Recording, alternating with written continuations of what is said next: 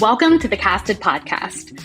This season, we're exclusively talking to our customers about how they're using the Casted platform to deliver audio and video that fuels their marketing strategy and grows their business. I've said it before, content marketing is still one of the hardest jobs out there, and we love sharing our customers' unique experiences, which in turn helps our audience find ways to dig deeper into the challenges they face and the solutions they're discovering. I'm Katie Nehrenz, Senior Customer Success Manager at Casted, the B2B podcast and video platform built by marketers for marketers, and I'll be your guide on this episode of the Casted Podcast. This might sound obvious, but the more you have to say, the harder it is to say it briefly. Well, that's exactly what content marketers wrestle with when they're creating content for their audiences. There's just one problem. They're competing against thousands of B2B brands doing the exact same thing. With so much content vying for attention, you can't expect everyone to set aside a whole hour to watch a video you just published.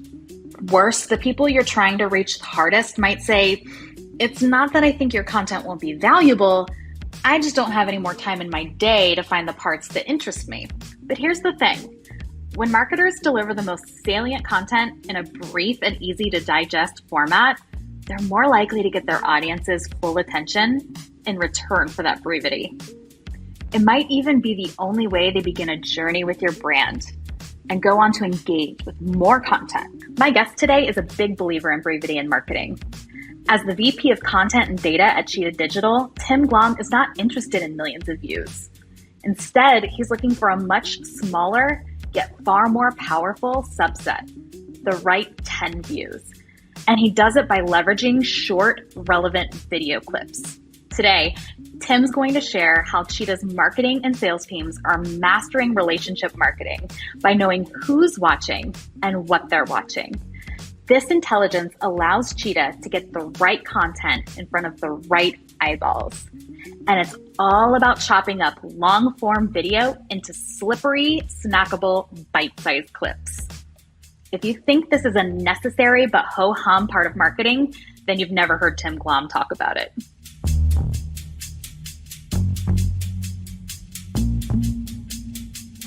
Tim, welcome to the stage. Thanks for inviting me onto the stage. I'm excited to talk to you today. I know we've had some good conversations prior to this, so I'm excited to extend those. Absolutely. Yeah, this is going to be such a good time. So excited for everyone who gets to witness this, and I'm excited to be a part of it. So here we go. So Tim, I know a lot more about you after just the last 15 minutes of chatting, but would you mind just giving the audience a little bit of a breakdown about, who you are, your incredible experience, tell us what you've been up to for you pick the time frame and go from there. Yeah, sure. I'll work backwards. So as you mentioned, I'm actually, Cheetah Digital is an enterprise marketing platform. I'm the VP of content there. And now actually for the wider CM group. CM is a large organization that has multiple products: Emma email marketing, campaign monitor, Sale Through, Selligent, Live Clicker, Cheetah Digital. We are an umbrella of brands now. So I'm the global head of global content there. Everything video, everything content, everything downloadable from the B2B space. Prior to that, I was actually using their platform. I was a brand marketer. So I've worked at many different brands, private equity firms, direct to consumer, global sporting goods. So kind of in that brand marketing space. And that's how I kind of found Cheetah. Prior to that, I was working with Mark Cuban. I ran all marketing for his television network and rebranded it from what was known as HD Net, which was the first ever true native 24/7 HD channel available on TV, started I think in like 91 or so, and rebranded that to a mostly concert network, Access TV, in conjunction with AEG, the second largest concert promoter on the planet. Prior to that, I was in television, produced the Jackass Guys, partners with Bam Margera. We did a show, and I'm not sure if anybody in your audience will know it, but I was a cast member, a writer, a director, a producer for a show called Viva La Bam, which was a #1 rated MTV show in the early 2000s. And even prior to that, I was in management in music, so managing platinum selling artists, touring around the world with bands like Motley Crue, Slayer, Everclear was a big band in the 90s that I worked with. So music, TV, technology, and now I'm just a software guy, I guess. Just a software guy. It's so awesome. Like I'm definitely a 90s girl at heart, grew up in the 90s. So like Everclear, love it. And as I told you earlier, I mean, in high school, like I loved skateboarding. I loved watching skate videos, CKY, Jackass, all my jam. And from what I saw in just some of my poking around earlier, it sounds like you might have had some things to do with some of the pranks that Bam pulled on his parents, his uncle, a lot of the inside jokes that I had with my friends in high school. So this is just some great full circle stuff for me today. Yeah, it was weird. I grew up as a kid in construction. My father's a carpenter, still is today. And they always would say, call Glomb. Like even before Jackass, all that stuff, Bam would be doing crazy stuff when something built and they'd say, just call Glomb. And, we were buddies. We were on the same skateboard team as kids. He's a few years, 5 or 6 years younger than me. But yes, when Jackass was born, they were like, call Glomb. So, you didn't see me a lot on camera, but a lot of things that required like building or pushing or moving things, I was there. So, yeah, poor Ape and Phil. God bless your soul. It was Phil's birthday like 2 days ago. So happy birthday, Phil. Oh, happy birthday, Phil. So you talked a little bit about your company and what they do at Cheetah Digital. And Cheetah has a couple different podcasts that serve different purposes, right? So, and they speak to different audiences. So can you tell us a little bit about each one and who they're catered to? Yeah, right now at Cheetah Digital, again, just to set it up, we are a B2B company. So we're looking to kind of, connect through thought leadership, client case studies, things like that for marketers, brand marketers. At Cheetah, it's primarily enterprise brand marketers. So American Airlines, Starbucks, American Express, those are some of our clients, the big ones. So we've created a slew of different podcasts, to your point. One, I'll start at kind of the ground level. One is a very practitioner level, audio only. So new features, new functions, product marketing. We got some great gurus who host that and even interview some clients sometimes. And that's like peer-to-peer clients, listening to each other, what they do. Very effective, great for retention with our existing clients. Then we also have The Pulse, which is kind of a cool product-focused podcast, but doesn't just focus on our own technology. It focuses on everything going on in our kind of industry, in our landscape. We don't call out competitors. We talk about trends. And that's run by the product marketing team and Patrick Tripp over there. And they bring in a music flair. So they talk about music kind of like you and I just did. So that's fun. And then our big anchor, which has 100 plus episodes, I think at this point, is called Thinking Caps. It basically was born here in the office. The former CMO and I were drinking buddies. He got me into the company. He said, let's do a video podcast. And that is short, 10-minute or less, thought leadership, reactionary commentary on timely news, things that are hitting our industry, privacy concerns, new legislation for cookies, all kinds of different things. And that's been a ton of fun because it's been 80% just Richard and I riffing off and reacting to news and things that every marketer has to deal with on a weekly basis, Ad Age, Digiday, Forbes, et cetera. And then 20% are bringing in guests for different reasons. Could be a privacy expert, could be Scott McNeely, a billionaire founder of Sun Microsystems, and anyone in between. So those are the three main that we use, but then we also have a ton of internal ones. I could go on for days on how we're using all that stuff in Casted. So fire another question at me and we'll keep it going. Lots of stuff in Casted. So you mentioned that these are video podcasts. So why is video so important in your strategy? Okay. Well, first off, selfishly, I'm a video guy. I started, I was working in television 20 years ago. We talked about, Viva La Bam and all these different things, like having fun, pointing cameras at guys doing stupid stuff. All right. 20 years ago, but you can tell a story so much more effectively with video. A picture's worth 1,000 words. Totally agree. A video is worth 1 billion words.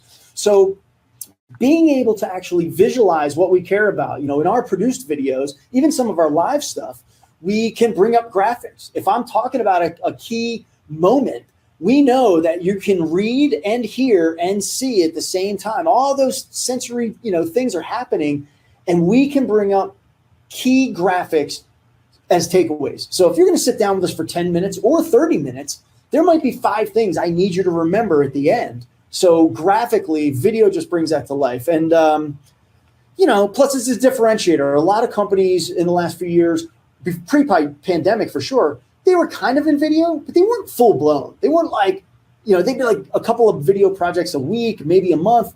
We're 100% video. If we do anything that's recorded and content, it has video behind it. If we do a PDF, if we launch a report or some original research, there's going to be a webinar and a video webinar with it. So we found that video has been a huge differentiator for us in connecting with clients and prospects.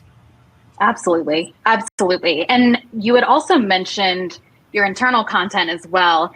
And we didn't get too far into that, but I do want to circle back to that. I think you use it for like some training sessions, some different pieces of education, like town halls and things like that. Why did you ultimately end up adding these to Casted versus another tool?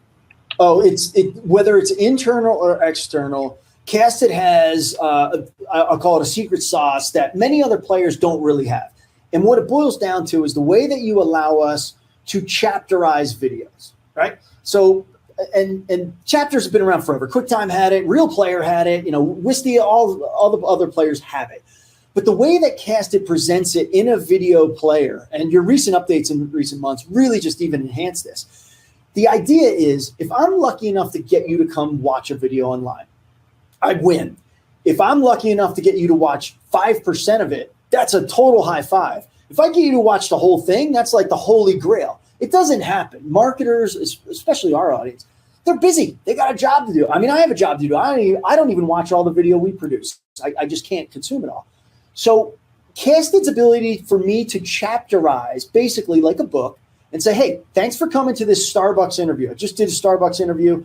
I think there's like 15 chapters. If you're in IT, you can very quickly on the player, not like scroll across, very, very simply in the player, scroll down, see the topics that are meaningful to you.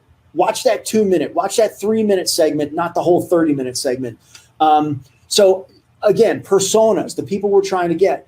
But internally, it also works because we're on a big kick internally right now. We own relationship marketing. That is what CM Group is all about. We are relationship marketing experts, and our technology maps to that. Meet customers, bring them through an entire customer life cycle of marketing. Some of the leadership, myself, product marketing, we do bi-weekly updates on where our progress is. Where are we going in market? What's the product feature that we added? What's the progression of this whole, big rolling thunder initiative? Well, again, with 2,000 employees, some of them don't give a crap about the marketing, layout. Some of them don't give a crap about the product features. Depending on their role, they can easily go and say, I can't watch this 2-hour all hands, but I can look at the chapters that are meaningful to me and get the information that I need.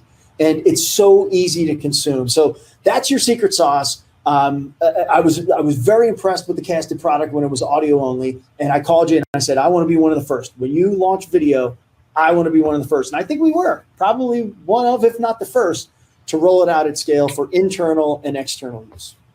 Absolutely. And it's so funny that you mentioned that because my background prior to coming to Casted was in enablement. And I was always about making it easy for the folks who I was enabling to go back and reference material, because as much as you want to make it as comprehensive as you can from the start, being able to quickly go back and reference something is amazing. So even here at Casted, we create internal trainings and we create those takeaways. And then it's really easy if someone's like, I remember that was covered. I don't exactly remember what I'm supposed to do. Going back and referencing that really quickly and being able to skip to that part, huge, absolutely huge. It's huge. And our employees are now trained because we've been using it long enough.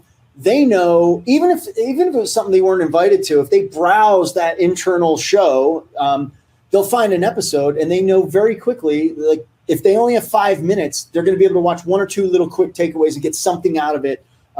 So they've been trained to kind of go look, and it's great. And your search feature, like there's a million ways our sales team uses it in a different capacity, which is even more impactful, I think. Oh, and we are going to talk about that. I cannot wait. So I was so glad that you brought up clips. Obviously, it's a huge point of interest for me. It's a huge point of excitement for me. I really want to talk a little bit more about how you're using them. So let's just I know you have a very specific example that's very recent. I've seen a lot of buzz about it from the newsletters and things that I'm subscribed to for Cheetah. But let's take this one larger piece of content that you publish for, one of your shows or for a customer case study. What happens next? What does that process look like? Yeah. So look, Starbucks, again, it's a 30-minute interview with a thought leader over there, a 17-year veteran VP in technology. It's really impactful for us. Starbucks is one of the largest brands in the world. Every brand would love to be like Starbucks in some way. So getting them on camera, A, was a win. B, having multiple topics in that 30 minutes that meet different personas' needs was incredibly important. What's been really, really impactful, though, are those takeaways, those clips that we create, because now I've got a global sales team. And I'll give you an example. So there's a fellow Stuart over in the UK who probably had a prospect who was asking about emotional loyalty. Tim, what do we have on emotional loyalty? Well, not only can I say, well, Stuart, we talk about it for, I'm making this up, 90 seconds at this point in it. Here's the takeaway. Here's the link. Share that in an email with your prospect or put it on your LinkedIn page. Being able to make that snackable, bite-sized, slippery content, taking 30 minutes and finding the moments that matter, 90 seconds, 3 minutes on a topic. Not only that, our sales team has access to the Casted platform as members inside, right? Beyond just public viewing. They can go in and do a keyword search, a phrase search. They can search all kinds of different ways. So that example of emotional loyalty, which we're known for, being able to go beyond points for purchase and traditional loyalty programs, they can do a quick search on that phrase. Starbucks will come up along with maybe 100 other clips, maybe 1,000. They can refine that search and say, this prospect or this client that I'm trying to upsell or cross-sell or even just win told me that these 3 things matter to them. They can do 3 quick searches, gather a quick library, and get it to that client or prospect in email form, in a call, on a screen share. They can build clips and playlists literally for a sales call. So now, if you look at a library of 100 plus, we probably have 200 plus videos that are meaningful. They can now build a playlist that no matter what the client on that sales call brings up or hits them with, they can pivot and say, I got something for you. Not just let me, the salesperson at Cheetah, tell you that we do that really well, right? Because salespeople say whatever they need to get the deal done. I don't care where you work. That's the way it works. But when you can pull up a clip of Barbara Spearing from Starbucks saying, yeah, Cheetah Digital is one of our best partners and they do X, Y, and Z for us, even on a screen share call, it's like, Starbucks says things were pretty cool. It accelerates that sales cycle. When people buy from people, and meaning they buy from the people that already have your content. Look at how important reviews are on Amazon and all these e-commerce sites. Justification, third-party validation, that's what people are looking for. And Casted allows us to literally bring video to life in short snippets so that we can almost get out of our own sales call way and say, I'm not going to tell you anymore. I'm going to let this playlist tell the story of the things you asked. How do we deal with emotional loyalty or whatever it is? It's incredibly impactful. Absolutely. And so if all of these clips that you're creating today, I know that this was something that you were doing before. What did that process look like before you came into Casted to create all those different clips? Yeah, look, I'll name names. We were using Wistia, and Wistia was great, mainly because of the intelligence. If a known contact came back to our site or digital property and they were cookied, cool. We knew they were there, right? Oh, Skip from, I'm making this up, Skip from Coca-Cola, came back and watched this video. And yeah, we might be able to see a little bit of like, well, they watched 5% of the video. And I'd be like, okay, which 5%? I'm going to assume it's from the beginning, right? YouTube has this problem with marketers. And I don't know why more marketers, when I was a marketer, I bitched about it. Like, okay, 6 seconds means a view, but my video is 13 minutes. Knowing what they watch was what I was trying to get to. So we dump up a large file to Wistia, we put it on the site, and we say, great, Coca-Cola came by, or IKEA came by, or whomever. But we didn't have that much intelligence. With the clips, not only can I look at the intelligence into Salesforce, which Casted fixed for us, right? All this, the same stuff we have with Wistia, slightly different, but the same digital body language. Hey, Skip from Coca-Cola is here. But not only that, I can look at the clicks because maybe the way Skip even got to the site wasn't organically. He didn't say, oh, I got nothing to do. Let me go look at the Cheetah site. Like, No, he was prompted by a salesperson or a customer success manager to say, please take a look at this 90-second, quote. Now I know which clip he came and watched. Now I know, just like Sixth Sense and Zoom Info and all these other great, B2B marketing, digital body languages can tell you, oh, Coca-Cola is looking for emotional loyalty. 15 people searched that term from the Coca-Cola Atlanta HQ IP address. It's like, okay, that's cool. All right, maybe we should get in front of them. Casted takes it even closer, because now I'll say they watched this part of it. Hey, Stu, they're really researching their emotional loyalty. So what do we do? How do we continue that journey for them? And look, we've hit our numbers in the last 2 years. Everyone got great bonuses at Cheetah, paid out last month. So it worked. And content's a huge part of that story. And Casted's a huge part of our tactical play. Hell yeah. Well, congrats to the sales team congrats to all of you for hitting your quota. Congrats to them for their bonuses. That's incredible. Talking so much about the sales team, I love hearing about this, because I know from personal experience, and I always hear about meeting the sales team where they are. It's very hard to get them to adopt new tools. It's very hard to get them to work within multiple systems. So I guess talk to me a little bit about, once you had Casted, you knew that's where you wanted to house your content. How did you get the sales team using it? How did you train them and kind of drive adoption? Yeah, well, first off, we used Casted to do it, right? We did little screen share tutorials, and then we chapterized it and put it into Casted in our internal. I think that was our first show for the internal, show. First episode for the internal show. But look, I'm going to be real with you. There are a lot of people on the sales team who still have not adopted it. They just are. If I had to guess percentage-wise, I'd say 30%. Just don't lean on it very, very, like it's not their first go-to or even their top 3 go-to. But the ones that did are making their numbers, are incredibly efficient, and are getting more clients and more prospects through the door, because like any good tool, look, if you need to dig a hole, you can go buy a hand, shovel for $5 at the local hardware store, or you can get a foot shovel, or you can get a backhoe. Like, how big is a hole?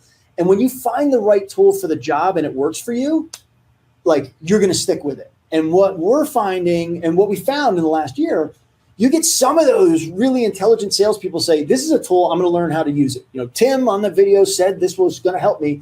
They adopt it. And then the other salespeople on those weekly, monthly calls going, I'm not really making my quota, but Skip or Sue, they're crushing it. What are they doing? And it just becomes that trickle down. It just becomes, hey, what are you doing? Well, I use Casted and I do this and I do that. It's like, yeah, I didn't really try that, but let me try it. So the adoption has been steady, but there was no mandate at day one of like, hey, everyone needs to go into Casted. We're going to check. And if you're not in Casted, you're fired. Like, you just have to let people, especially in sales, you got to let them do their due. It's my job to give them tools that make their life easier. But sometimes you can lead a horse to water. They're not all going to drink. But when they do, they succeed. And sometimes it's that, peer-to-peer, someone says, oh, I was able to accomplish X, Y, and Z. I was able to get into Casted and get this clip. This really helped. Are there any success stories that really stand out to you where, one of the sales team was able to leverage Casted or a clip in Casted and really make an impact on a deal? Oh, you're fired up. I love it. 2. I'll give you 2. One is very simple. I knew that Casted was working when, and we all have it, we got these giant Slack channels, which are a total pain in the ass, right? I must be part of 100 Slack channels, and I get added to more all the time.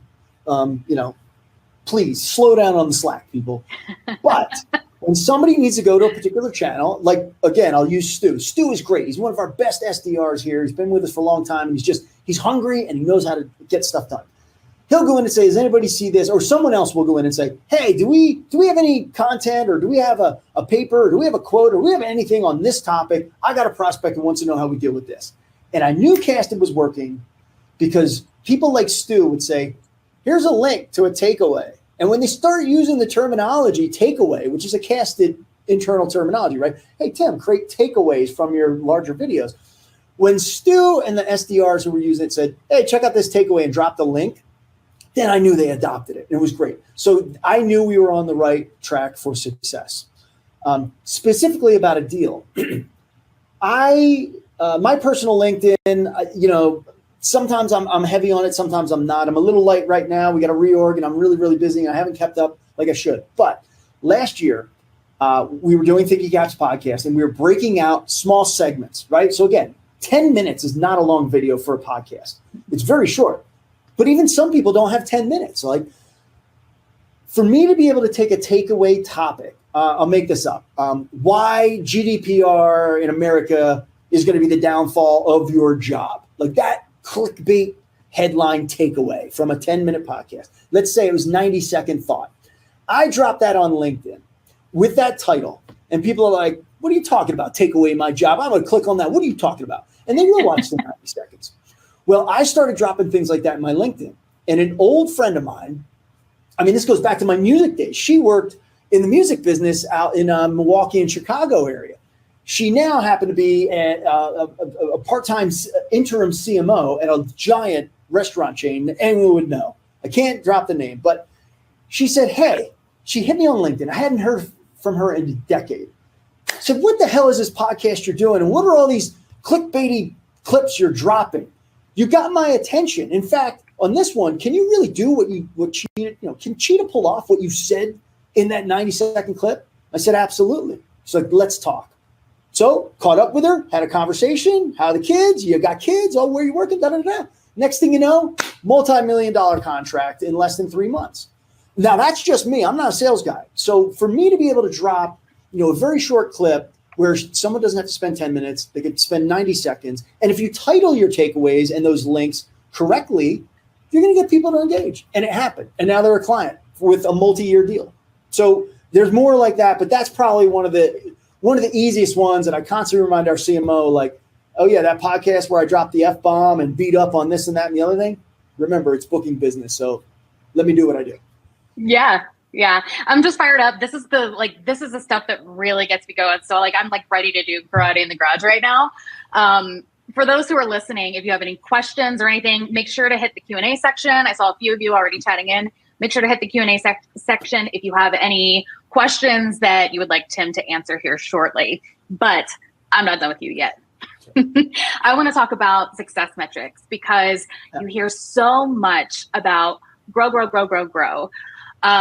You have a little bit of a different perspective. I mean, everyone loves growth, but you have a different perspective on what defines success within a podcast. So I would love for you to tell us a little bit about success metrics and what you're looking at.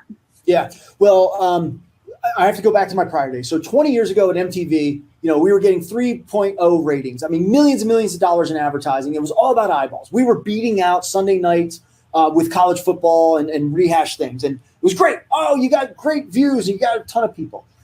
Mark Cuban, when I went there, it was like, Tim, how do we get all the Rolling Stone fans to come Thursday night at 10 p.m. Eastern? Because this is a live concert. It's only going to play once. And that's it. There's no appointment viewing. It's not like we're going to have live concerts every Thursday at 8 p.m. like traditional broadcast TV has had us trained to do for decades. So those were about mass scale. Like the bigger the number, the better. If you could add one more view or one more, Nielsen point to the rating, you were winning. Here, it's a completely different animal. I actually want to see fewer views, mainly Cheetah, again, we're an enterprise-based business. So if Tony or Sue's pizza place, the mom and pop down the shop, wants to watch my content, that's great. I'd love for them to watch it. But when they hit request a demo, instantly they're not qualified. We don't have a product for them. Now at CM, through this merger earlier this year, I do have a product for Sue and Tony, so call me. But in general, the idea was I want the right people looking at our content. I want qualified people looking at it. I will never, ever high five on a call if like the content team comes and goes, hey, we got 10,000 views on that Starbucks video. I'll go, something went wrong. It's like the mass market and consumers got a hold of it. So how do we fix that? Like fix the SEO problem. We only want marketers or people in our target audience. So big numbers, they don't impress me. It's just like web views or anything else. What Casted has been able to do with us in conjunction with Salesforce, with our single source of intelligence, is understand who is coming. So if I only have 300 views on a particular case study in the first month, that doesn't bother me.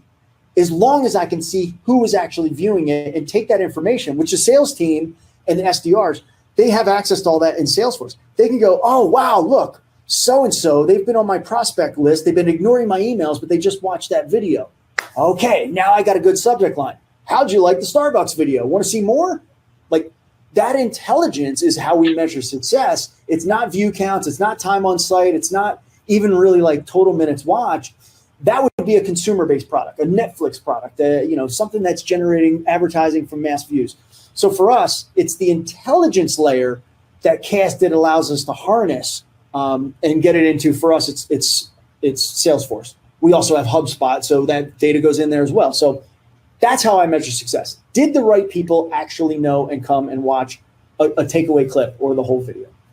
Yeah, absolutely. I love that so much. And yeah, so it's 10 of the right audience members versus, 100, 1,000 of just audience members in general. I'll take the 10 best prospects over 100 just qualified leads all day long. Because then what did I say we're in? We're in the relationship marketing business. That means you have to start conversations. If I asked you, hey, do you love spaghetti? If I asked you, hey, do you eat meat? And you said no. I said, great, come on over to my barbecue. I got all this meat this weekend. You'd be like, you're an asshole. Why? Didn't you listen to me? Same thing. If somebody came and interacted with us, came to a webpage, watched a clip, that's the intelligence. That's the next level in the conversation. It's a back and forth. So now, rather than me shooting for the moon going, hey, we're Cheetah, we've got these great products, you should buy them. You've started a journey. You watched something, or you clicked on something, or you engaged with something. And that is that's my next jumping off point. I can continue that conversation and refine the journey to what you're looking for. And Casted, among other technology, non-video, but Casted is our partner for video for that. That's incredible. And I bet it was incredibly frustrating before too, when you had absolutely zero visibility into it. And that's what we hear so much from our customers, is that they can see how many views they're getting. They can see how many listens, they can see how many subscribers, but it's all anonymized. They don't have any names, any faces, any brands, nothing. So I can imagine that was very, very frustrating for you at first. And I still empathize with a lot of our clients, right? Because before I joined Cheetah, I sat in the seat of like, how do I get more eyeballs on this content for my brand? How do I tell them this is the world's best water bottle and get them to buy it? And you're right.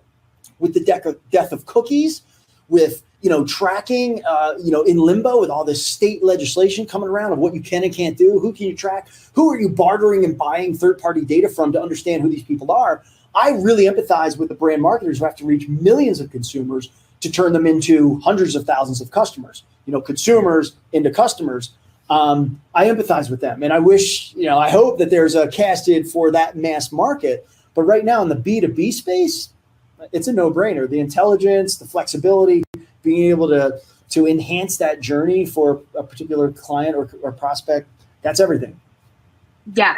Yeah, and that's a great kind of lead into, I wanted to talk a little bit about ROI as well, because we hear a lot of, I can't tell who my audience is, I can only see growth, or I'm really focused on numbers. A lot of people also are really struggling to calculate their, return on creativity, their return on investment. So, and I love your perspective on it and how you've been able to impact your customer journey. So I would love for you to kind of dive into what your perspective is on ROI and how you've kind of come to understand it with the podcasting that you're doing, working with Casted, and all the bells and whistles in between.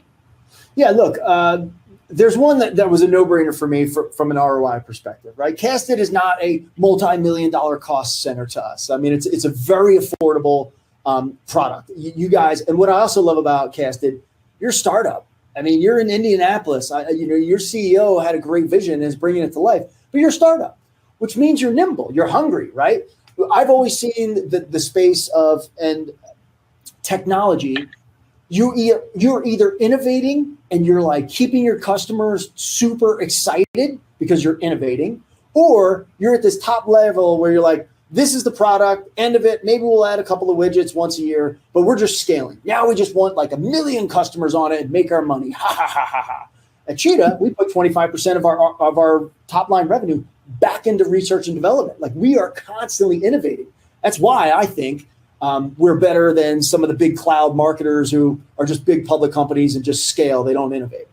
Casted is innovating. We call Adam. It's like, hey, Adam, like, is this possible? He's like, that's a great idea. We should have thought of that. Yeah, let's do that. It's on the roadmap. I'm not saying that everything we ask for is on the roadmap, and you should never, Mark Cuban taught me this a long time ago, your customers are never always right, meaning they have great ideas, but don't let them drive your roadmap fully. So you guys have a good blend and balance of that. But when it came to ROI, I looked at the time it took. I knew slippery content was the way for us to get out there. That 90-second clip with that title, right? 30-minute interview, 10 little clips that I can distribute as needed. I knew that's the way we're going to win. To do that in a production world and like go into Premiere and say, oh, great, thanks for editing that 30-minute sit-down interview. Can you now make these 10 clips out? Oh, and by the way, load them up to Vimeo or Wistia or whatever. Now I got all these different URLs I got to manage. Oh, and I got a library. Oh, crap. I did, making this up, 10 big interviews in the last quarter, but now I have 100 clips to manage. Oh, where's that one clip? Casted simplified that. It took post-production out of the mix. And right there, the time saving alone meant the opportunity cost was gone. Now my editors can work on continually creating new content, load it to Casted, the transcripts there, very quickly highlight, make your takeaways. Nobody needs to know Premiere Pro. No one has to edit or blade or render or export or upload or manage a list of URLs. It's all right there. So that was the biggest ROI for me, was getting time back to do more with less. As far as ROI, like, I can't say enough. Now, the way that we got the restaurant client, my old friend, like, yeah, we could have dropped that through a YouTube link or a Vimeo link, but I would have had to have created those short little bits, and that takes time.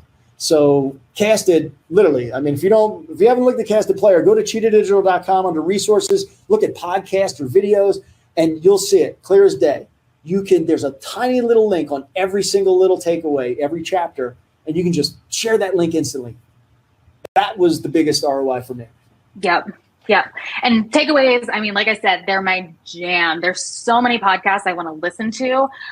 Our customers have amazing content, and I can't sit there and listen to every single episode from beginning to end. So being able to go in and boom, boom, boom through those highlights and still get like a great dose of what they're talking about and great takeaways, huge, absolutely huge. And look, one other thing that's been a differentiator for us, please, even if you're not in market, like, go watch one video that's linked off on our website. I try and do comedic, funny introductions. Anytime you sit down in a B2B, you got to explain who you're talking to, right? Hey, I'm sitting down with Barbara Spearing at Starbucks. If you don't know Starbucks, they're a giant coffee company, started in the 70s, and and you waste that time with like two people in a room. Hey, what do you do? Well, what's your revenue model? We do these really fun comedic intros. Like on Starbucks, I flew around the city in a chartered plane and kind of like narrate what Starbucks is about, where it's founded, and even show off like the big eye and the sports stadium from the air. I've jumped out of an airplane to start a session.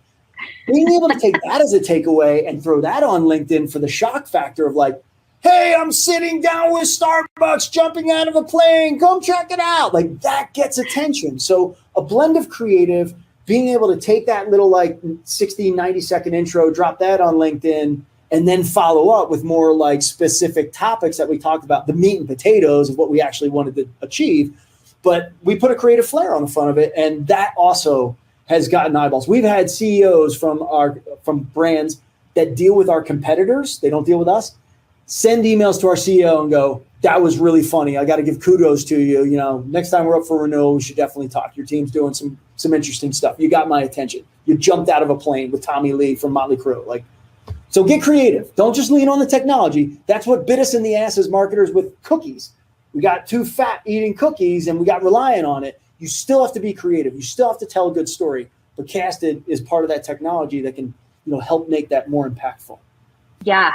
I just cut screen in my head to like marketing, having a conversation with Lindsay and saying, we want you to jump out of an airplane on this next podcast episode, and just picturing her reaction right now. Man. Yeah. Well, that's good stuff.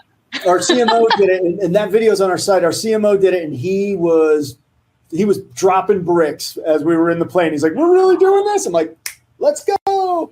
And it was great. We literally jettisoned out of an airplane and we landed in a field, took off our parachutes, and started an entire conference, a virtual conference. It was fun. I just we're not worthy kind of moment right now, This was absolutely awesome. And again, for those that are listening, if you have any questions that you would love Tim to address or expand upon, definitely hit the Q&A section. I see a few that have already come through. The last thing I'm going to hit you with today, Tim, before we jump into Q&A, is there's a lot of B2B marketers that are listening today or that will listen. They're either baby content marketers or they are getting their feet wet and they're just trying to become more efficient. So if you could offer a single piece of advice, and you've given a lot to think about so far, but if you could offer a single piece of advice, what would that be? Look, just do it. I mean, it's a great slogan. It works in all situations. Don't sit on the rails. Don't like have conversations back and forth. Should we invest in this? Should we invest in that? Do it. Like if you're thinking about going heavier into video, just do it. And, measure it. And if it fails, okay, well, at least you tried. So you got to be willing to take risks. And when I landed here at Cheetah, the CEO, Samir Kazi at the time, was like, you want to do what? I'm like, just trust me, just trust me. And we jumped out of airplanes. We hung out with Tommy Lee from Motley Crue, has nothing to do with marketing technology. We did some really crazy stuff. I did our first interview with one of our clients when I got here. We are hanging in trees in a forest. Like it's an outdoor hunting archery company. And we had the interview in full-blown camouflage in the forest. And the CEO was like, what are you doing? And I'm like, just trust me. And now, everyone's like, oh, Tim, what are you going to do on the next one? And now I'm putting other people in, precarious positions. And just do it. Do it differently. Put your stamp on it. And I'll steal something from Barbara Spearing at Starbucks where she told me, take the heart of what your company's doing and the head. And the head is we got to execute it. We need to cast it. We need to commit and try video, go deep. And the heart is, what do you stand for? Make sure that comes out. I stand for fun. If you're on my team, I got a global team. I tell all of them, if you're not having fun, hit the panic button, hit the ejection button, call me. We're going to find a way to make your job fun. It's work. We all have to work. You got to have fun. So do it. Have fun. Just do it. Love it. Life's too damn short. Oh, yeah, way too short. We were just talking. I'm almost 50, and I feel like an 18-year-old kid. Now, my hamstring injury from skateboarding a couple of months ago would tell you different, but don't. Yeah, it's not so easy to do those things anymore. Yeah, even going to concerts and even concerts. Headbanging. You're usually stiff in the neck for a couple of days, if not a week afterwards. So that's the what struggle's real. Advil for. And look, in Colorado, you got a lot of recreational products to fix those problems. So. All right, let's get into some Q&A. This has been awesome. Thank you so much. Yeah. We have a question from Nicole that says, can you expand on the enablement piece? What tactics have you employed to communicate the resources available and get people to take action? Yeah. So a good one there. I mean, look, you can put spiffs in place. You can put monetary. You can put kind of goals and, dangle carrots in front of people. Sometimes that works. I don't know how your sales team, your enablement team is what lever are they, driven by? What I did very quickly is I went out and found I think it was 5 people that I knew. I was like, if I can get these 5 people in 2 months to adopt it, give me feedback, why my idea of using casted in these takeaways either works or doesn't. If I can get those 5 people to do it and get them on board, again, it's back to the trickle down. So it took some time, but get those tastemakers, get those influencers inside your organization on board, and you'll win. It's like anything else, If you're all rowing in a boat and you're all going in different directions, you're going to go in a circle. Get those key tastemakers on board, and the rest will follow. Awesome. Next question coming from Mark. How do you figure out which content to send a customer in the initial outreach? Yeah, that's a good one. We here at Cheetah Digital and the CM Group, we have what are called first call decks. But usually the suggested content that we're going to offer up to the sales or biz dev team has to align with what do we know about the brand, right? So the biz dev team is doing a little bit of research. And like I said, we use some tools like 6th Sense that tells us, hey, Coca-Cola is doing a search for emotional loyalty. That's probably where you should go in, right? We have an email platform, we have an acquisition platform, mobile platform, but we also have a loyalty platform. So, understanding what the client wants and needs. But again, remember what I talked about. our teams, either the content team can craft it for them or an individual salesperson can build their own playlist. There's a great playlist feature inside of Casted. So if they're going into the first call and they're like, oh, I don't know what they're going to want to talk about. It's like, all right, well, cool. Set up a playlist and have like 20 options. And if they say, yeah, you're pushing me into emotional loyalty, but realistically, my biggest RFP or the biggest advantage is an email marketing platform. Can we talk about that?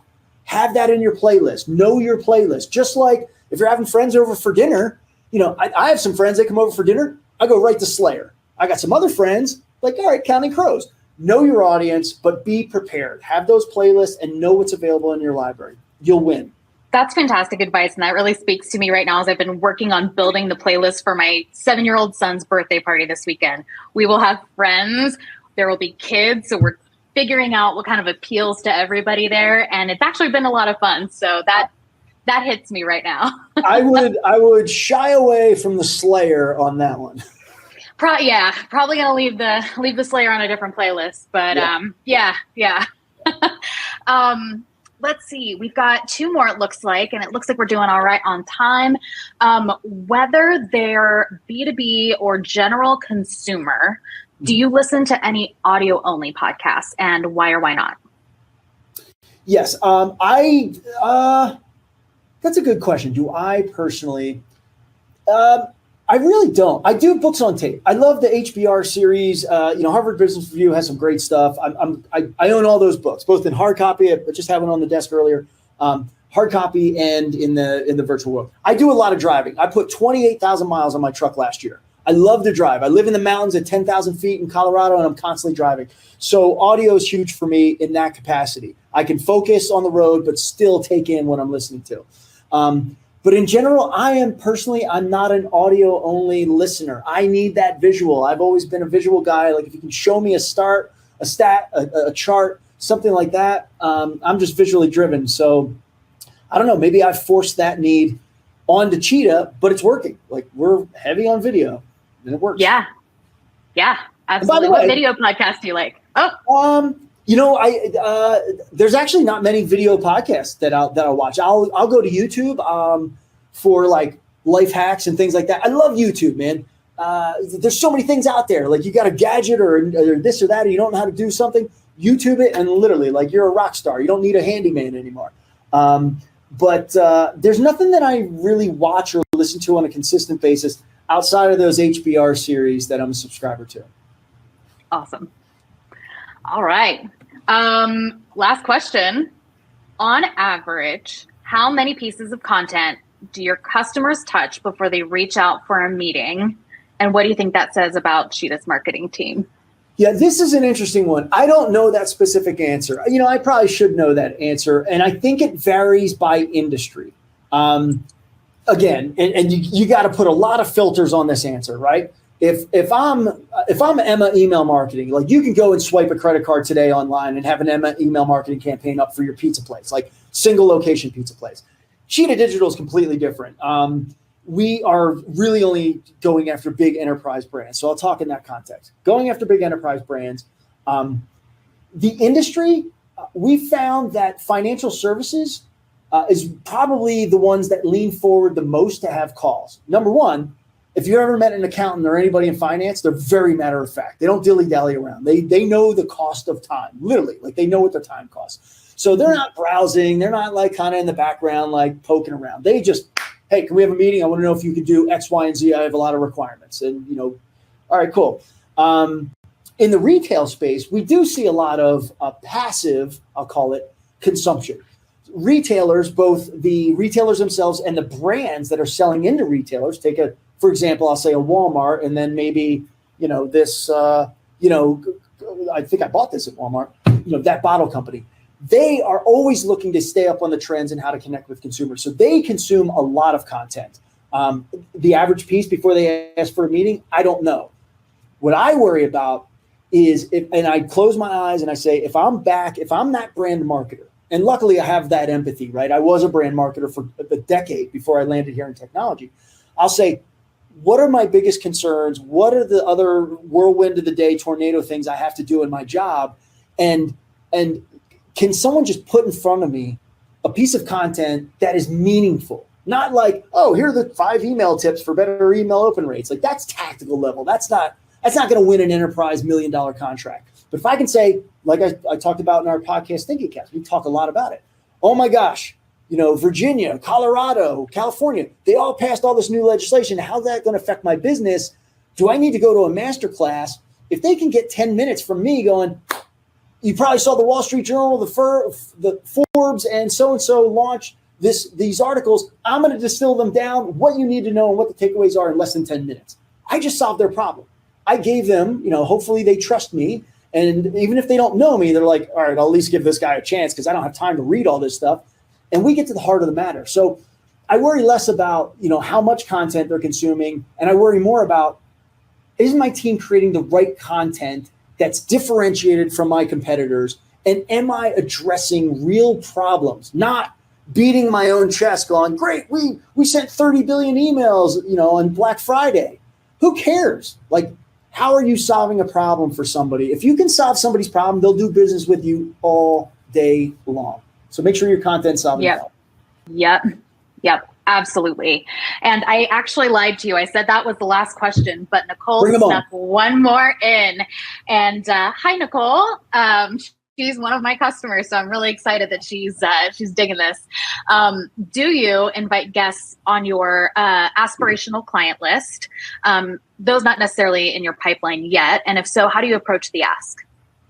We've done it a couple of times, mainly because people have reacted to our podcast and said, that's an interesting take. We disagree or we agree with your point of view on that, topic, whatever it might be. But we have not, and maybe I should. I'm producing what we call the Signals event. This is like our 4th year. It's a big virtual content event. Casted's going to be a huge part of that. Probably 30 plus sessions for the month of October. Every Wednesday in October, you're going to have pre-recorded content, by topic. It'll be a huge promotion. Hopefully you see that promotion and you come. That's probably an area of opportunity for me to go out and say, hey, you don't do business with us, but you want to talk about these topics, privacy, loyalty, email marketing, the death of the cookies.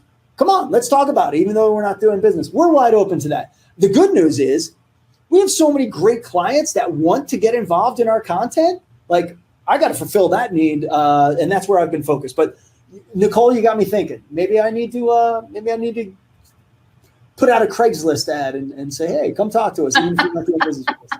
I love it. Customers sharing stuff, sharing ideas. That's what it's all about. I love it. Well, I walked away with a new term that I am really excited about, and that's slippery content. I'm going to be using that like crazy.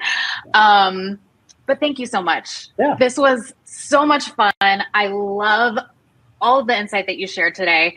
And hopefully it got everybody else's wheels turning a little bit too. Yeah. Yeah. Look, always happy to do it. As you can tell, I'll talk for hours if you let me. So I'm passionate about this stuff, though. That's the other thing. You got to love what you do. You got to have fun. And if you're passionate about it, hopefully that comes out. So happy to do it anytime. And look, if anybody watching, anybody sees this, I don't care if it's live or, a year from now, you have any questions, hit me up. I'm on LinkedIn, Tim Glomb on LinkedIn. Just look at Cheetah Digital, CM Group. I'm easy to find. I'm Tim Glomb on Instagram too, if you want to, watch some stuff there. So reach out. I'm happy to answer any questions for anyone. Awesome. And I'll take you up on that long talk track next time you're in Indy. So we'll go to Kuma's and we'll head up the tiki bar across the street. I love it. We'll go listen to some guar, some metal, and have some great hamburgers. And that's our show. Thank you so much for tuning in.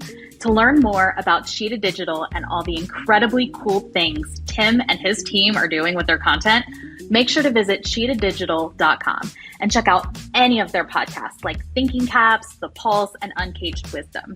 To learn more about how Casted can help you, visit casted.us and be sure to subscribe to our newsletter to get the latest on all things amplified marketing, B2B podcasting, and more.